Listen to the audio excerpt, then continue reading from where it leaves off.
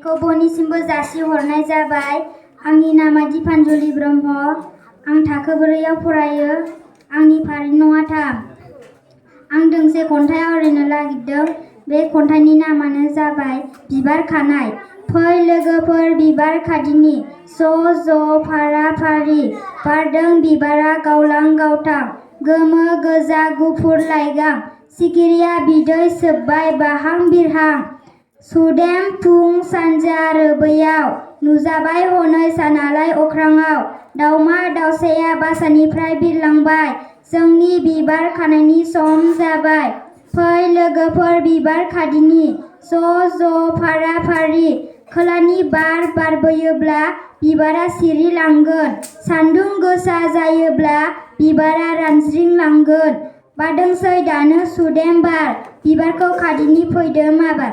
एसेनोसै। नोंनिसिमबो जासिहरग्रोनाय थाबाय। आंनि मुङा सिबिल इसवारि। आं थाखो 5आव फरायो। आंनि रल नङा 3। दायो आङो दोंसे खन्थाइ आवरायनो नागिरदों। बे खन्थाइनि मुङानो जाबाय बिबार खानाय।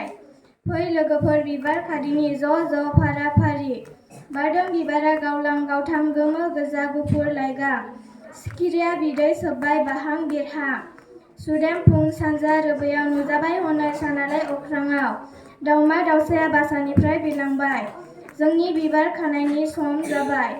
फै लोगोफोर बिबार खादिनि ज' फारा फारि खोलानि बार बारबोयोब्ला बिबारा सिरिलांगोन सान्दुं गोसा जायोब्ला बिबारा रानज्रिंलांगोन बारदोंसै दानो सुदेम बार बिबारखौ खादिनि फैदो माबार। हामबायसै।